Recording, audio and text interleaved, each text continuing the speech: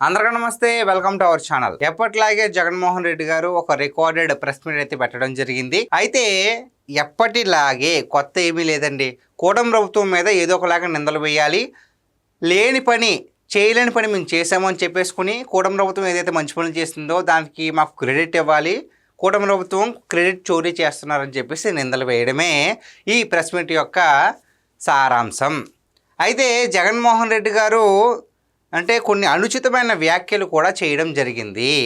Bhogapuram airport మరి అంత అలాగా చేయడానికి కృషి చేస్తున్న నాకు క్రెడిట్ ఇవ్వట్లేదు, క్రెడిట్ చోరీ చేస్తున్నారు అని చెప్పేసి జగన్మోహన్ రెడ్డి గారు చెప్పుకుంటున్నారు. అసలు ఏ విధంగా చెప్పడానికి మనసు వస్తుందో నాకైతే అర్థం కావట్లేదు.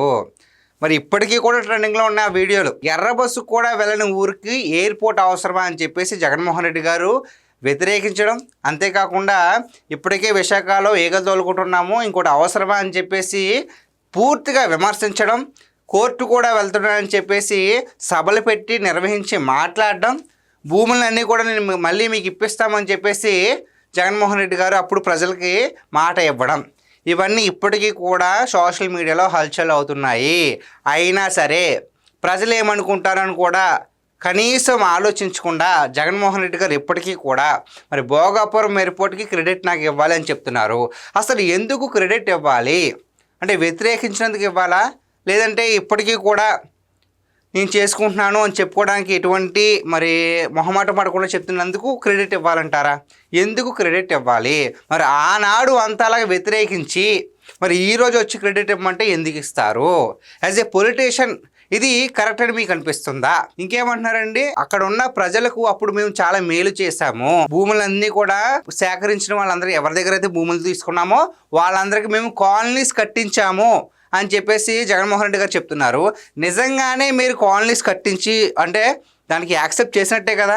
మరి యాక్సెప్ట్ చేసిన ఒకవేళ అది నిజమైతే కనుక మీరు యాక్సెప్ట్ చేశారు, మరి యాక్సెప్ట్ చేసినట్లయితే ఎందుకు ఆ రోజు భోగాపురం ఎయిర్పోర్ట్కి అంతలా వ్యతిరేకత చూపించారు? మళ్ళీ ఈ రోజు వచ్చేసి లేదు మేము ఇంతలా చేసాము అంతలా చేసామని చెప్పేసి ప్రెస్ మీట్ పెట్టి కూడా మాట్లాడుతున్నారు. సరే ఇదంతా ఎప్పుడు ఉండే గోలే, ఎందుకంటే గూగుల్ సంబంధించి కూడా ఆయన అలాగే మాట్లాడాడు. అయితే ఇప్పుడు అమరావతి గురించి అంటే మన రాజధాని గురించి కొన్ని అనుచితమైన వ్యాఖ్యలు చేశారు జగన్మోహన్ రెడ్డి గారు. ఆయన అమరావతి సమీపంలోనే ఉంటున్నారు, తాడేపల్లిలో. కనీసం విశ్వాసం కూడా లేకుండా ఎంత అలాగా విషం చిమ్ముతున్నారు అంటే నదీ గర్భంలో రాజధానిని నిర్మిస్తారా అని చెప్పేసి ప్రశ్నిస్తున్నారు. అంటే అమరావతి అనేది ప్రజెంట్ నదీ గర్భంలో ఉంది, ఆ నదీ గర్భం మధ్యలో రాజధాని కడుతున్నారు, అది మునిగిపోయే ప్రాంతం, మునిగిపోతుంది మొత్తం అని చెప్పేసి జగన్మోహన్ రెడ్డి గారు చెప్తున్నారు. అంతేకాకుండా అక్కడ నీరు సౌకర్యం ఉండదు, కరెంటు సౌకర్యం ఉండదు, ప్రజలు ఎలా బతుకుతారు?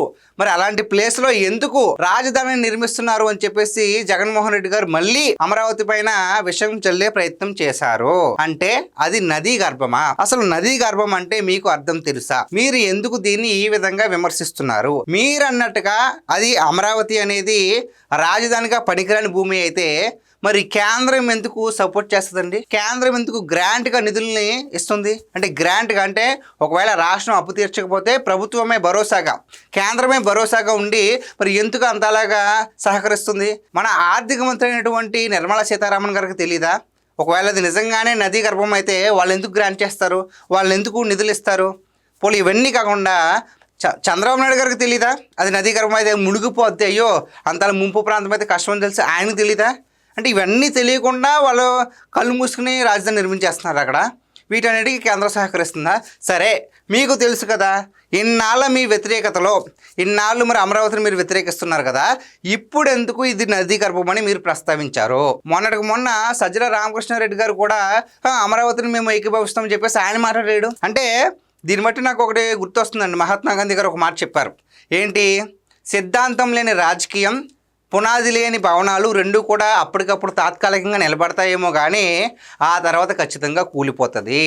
అది భవనమైనా సరే, రాజకీయ పార్టీ అయినా సరే. సిద్ధాంతం లేకుండా, ఒక చిత్తశుద్ధి లేకుండా ఈరోజు ఒక మాట రేపు ఒక మాట అనుకుంటే మాత్రం ఖచ్చితంగా ప్రజలు నమ్మడం పక్కన పెడితే మీ మీద ఉన్న రెస్పెక్ట్ మొత్తం పోతుంది, మీ పార్టీ మీద ఉన్న రెస్పెక్ట్ మొత్తం పోతుంది. ఈరోజు వచ్చేసి నదీ గర్భం అంటున్నారు. ఇన్నాళ్ళ మీ వ్యతిరేకతలో ఎందుకు మీరు ఈ పాయింట్ తీసుకురాలేదు? మీకు సంబంధించిన ఒక మంత్రి వచ్చేసి అంటారు ఇది క్వాంటమ్ వ్యాలీకి పనిచేయదు, ఆక్వా వ్యాలీకి పనిచేస్తుంది, పడవల మీద వచ్చి చేపలు పట్టుకుందామని కొంతమంది అంటారు. అసలు వర్షం వస్తే చాలు మీ వైసీపీ సోషల్ మీడియాకి సంబంధించిన మొత్తం అన్ని ఛానల్స్లో కావచ్చు, మరి మీడియా అన్నింటిలో కూడా ఏమొస్తుంది, అమరావతి మునిగిపోయిందని చెప్పేసి ఎక్కడెక్కడో ఫోటోలు తీసుకొచ్చి ఇక్కడ ఇది అమరావతిలో జరిగిందని చెప్పేసి ఫేక్ ఫొటోస్, ఫేక్ న్యూస్ మీరు ప్రచారం చేస్తున్నారు. అంటే ఏకదాడిగా అమరావతి పైన విష ప్రచారం చేస్తున్నారు. మీకెందుకు అంత అమరావతి పైన కక్ష మాకు అర్థం కావట్లేదు. మీరు అధికారంలో ఉన్నప్పుడు అమరావతిని పక్కన పెడితే పెట్టారు, మరి వేరే చోటనే సరే మీరు 3 రాజధానులు అన్నారు కదా, ఒక్క చోటనే కంప్లీట్ చేశారా? మరి ఎందుకు కంప్లీట్ చేయలేదు? అంటే ఆంధ్ర రాష్ట్రం బాగుపడడం మీకు ఇష్టం లేదా? ఇలా చెప్పుకుంటూ పోతే చాలా ఉన్నాయి. అసలు అమరావతి పైన మరి వైసీపీ ఎంతలా వ్యతిరేకత ఎందుకు చూపిస్తుందో ఎవరికి అర్థం కావట్లేదు. ఒకవైపేమో అభివృద్ధి, మరోవైపేమో సంక్షేమం, రెండింటిని కూడా సమపాలుగా తీసుకువెళ్తుంది కూటమి ప్రభుత్వం. ఇలాంటి తరుణంలో ఏదో ఒక నింద వేయాలి, ఏదో ఒక విష ప్రచారం చేయాలి, ప్రజలను డైవర్ట్ చేయాలని చెప్పేసి వైసీపీ వాళ్ళు, వైసీపీ అధినేత జగన్మోహన్ రెడ్డి గారు ఎప్పుడు ఏదో ఒక ప్రయత్నం చేస్తూనే ఉంటున్నారు. కాకపోతే ఎన్ని ప్రయత్నాలు చేసినా జగన్మోహన్ రెడ్డి గారిని ప్రజలు నమ్మే ప్రస్తావన లేకపోయింది. ఎందుకంటే అయిపోయింది. ఇన్నాళ్ళు ఒకే చెప్పారు, అది ఎన్నిసార్లు అబద్ధం చెప్తారు, ఎన్నిసార్లు మనం నమ్మాలని ప్రజలు కూడా విస్తుపోయారు. అయితే మొత్తానికి ఇంకా వైసీపీ పార్టీని నమ్మే ప్రసక్తే లేదు. సో గైస్, ఇది ఈరోజు మన వీడియో. ఈ వీడియో పైన మీ విలువైన అభిప్రాయాన్ని కామెంట్ రూపంలో తెలియజేయండి. Thank you.